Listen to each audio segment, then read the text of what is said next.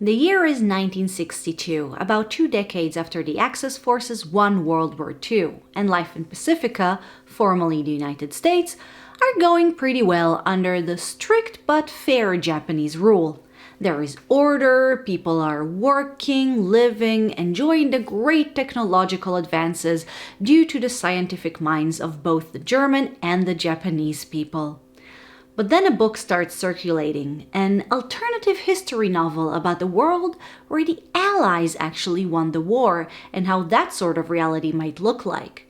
And as more people start reading this book, more people start realizing that there might be a different way of living. A way, one might say, that is better. A way that really scares the powers that be.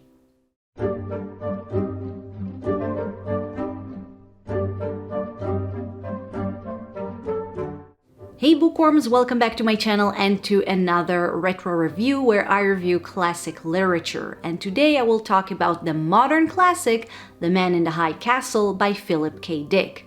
The man behind such great books with horrible titles like We Can Remember It For You Wholesale and Do Androids Dream of Electric Sheep? You might know these novels by the names given to their movie versions, Total Recall and Blade Runner, respectively. The Man in the High Castle is the first Dick book that I've read. I've been dying to read him for so long, and honestly, this channel and doing this classic series give me both the push and the excuse to read so many books I've been wanting to read, so that's awesome. And by the way, on this channel I upload bookish videos, mostly book reviews, but also other things. I recently did a beginner guide to Stephen King, for example.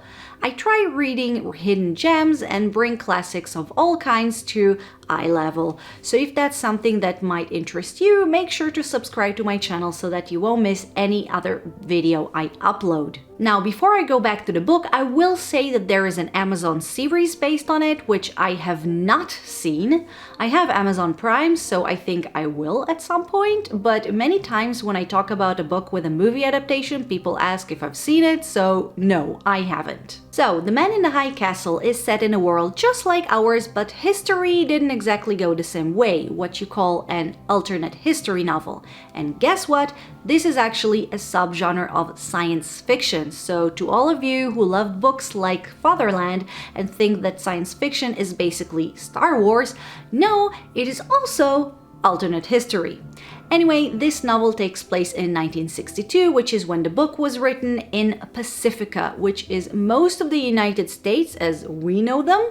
In the book, they are now controlled by the Japanese after they and the Nazis won World War II. The novel follows a few characters and their lives in this reality. For example, we have the owner of an antique shop who often sells American cultural artifacts to Japanese. We also have a woman who starts a romantic relationship with an Italian who might have done things in the war. Who knows? A Japanese businessman and an American who starts blackmailing his employer. And in the background, there's a book called The Grasshopper Lies Heavy, a banned book about a world where the Allied forces were the ones who won the war.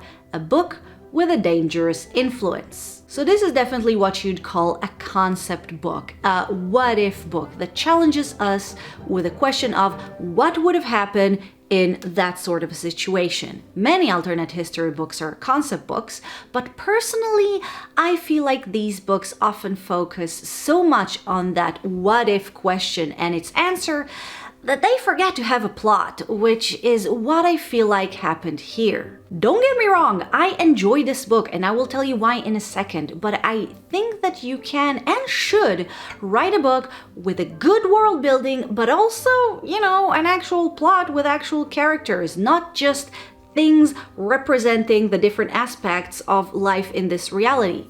I felt the same about A Brave New World and Lord of the Flies, so if you are also like me and you feel like in those books the concept overshadowed character building and plot lines, then accept the same in this one as well. But I do want to get into a little more details and first tell you what I liked about this book.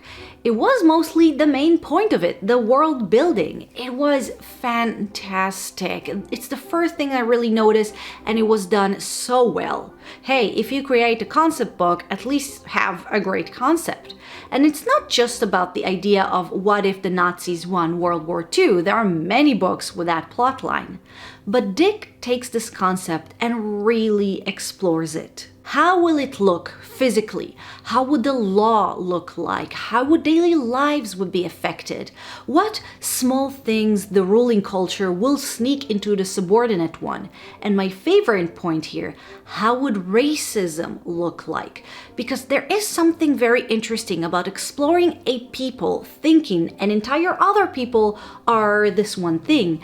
And in this book, we actually see a really interesting twist on this trope, with many American white people being jealous of the Japanese and having some sort of a self-deprecating internal racism. And it was combined with a lot of shame, which is a concept they took from the Japanese culture. I really liked that aspect. It was subtle but very interesting and present throughout this book. It mostly shows that humans are humans and racism and bigotry will always exist. It's just a matter of who is against whom. However, as mentioned, there are some little things I did not like about the book. First, as mentioned before, I felt like the point of this novel is to show us a world where that happens. And here are some examples of a few people who live in this reality and how their lives are like. Despite the whole subplot about the grasshopper lies heavy, it's not like we have an entire plotline about it. It's just mentioned. And we do have a character who wants to meet the author, but it's less about who this man is and how this book really affects the world. The novel is mostly about the lives of these people, kind of like a nature documentary. And I appreciate that, and I found it really interesting, but this isn't the kind of book that I enjoy reading, personally. Secondly, we have the issue with the characters. Obviously, when your entire book is a concept, the characters suffer from that as well. I felt like the characters weren't really fleshed out, some weren't at all. This is somewhat due to the fact that, well, there wasn't really much plot, but also due to the fact that a novel is constructed in a way that jumps around from character to character, and some of them do interact with each other, but mostly we just get a very short view into their world. So to conclude, this was a very interesting book. It has a lot of food for thought, and I am glad I've read it. However, now that I have, I'm probably never going to reread it. It was interesting, but not entertaining. Now, when I say entertaining, I don't necessarily mean funny or even fun, but something that gives you enjoyment in the process of consuming it. And it can be a comedy, but it can also be a tearjerker, horror, or any genre. And I did not enjoy reading The Man in the High Castle. It felt more informative than a novel, to me. And if you are like me, if you need characters to identify with and follow, if you feel like a concept of a book should be told through an actual plot, then read this book with caution. I still recommend it. It's just that I wish that the alternative history was important, but the setting and not the main focus. So guys, that was my review on The Man in the High Castle. Have you read it? If so, did you like it? What do you think about concept books? Do you also feel like they should deliver their message through a character's journey as opposed to just world building? Let me know in the comment section. So guys, thank you for watching my video. Don't forget to like it if you liked it and to subscribe to my channel for more book-themed videos.